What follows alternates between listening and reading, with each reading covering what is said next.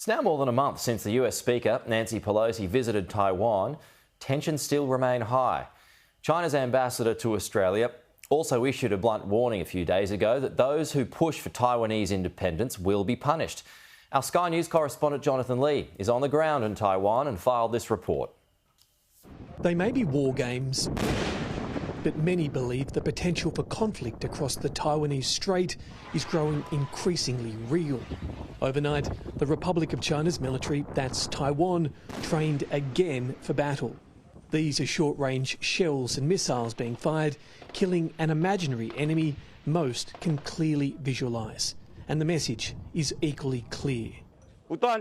Although Communist China has recently incessantly made moves towards us, trying to incite disputes, we will still carry on with exercises in the spirit of preparing for war without seeking war, and reacting to war without causing it, in order to train up the fighting abilities of all our soldiers.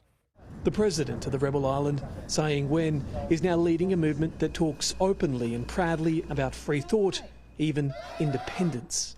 I am extremely proud of Taiwan's National Army. Every officer and soldier has demonstrated strong will and determination for strengthening self-defence capabilities. Overnight, China's ambassador to Australia again laid out his country's determination to reclaim the islands, which broke away in 1949. The policy is for peaceful reunification. That's why we've been so patiently waiting for more than 7 decades. We're waiting for a peaceful reunification, but we cannot rule out other options. That is taking the islands by force.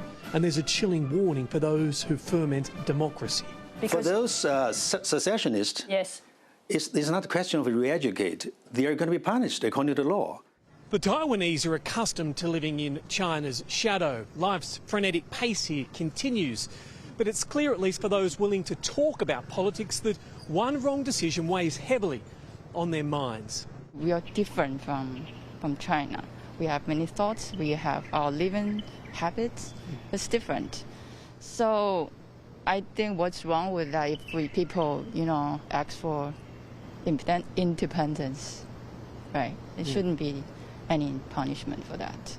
Did it change your mind when you saw what happened in Hong Kong and how the Chinese crushed Hong Kong? Yeah, sure.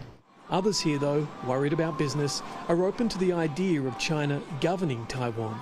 Is Taiwan independent now, or would Taiwan always be part of mainland China? Well, I think right now it's independent because we have different laws and we got our own president. But it's tough to say in the future, though. Yeah. What will happen if Taiwan becomes a part of the PRC? Well, I think for the economy-wise, it's pretty good. I mean, the trades but politically, I'm not really sure. It's that uncertainty that has what is effectively a rebel democracy spending billions on weapons, and its people still debating their future and fate. In Taiwan, Jonathan Lee, Sky News.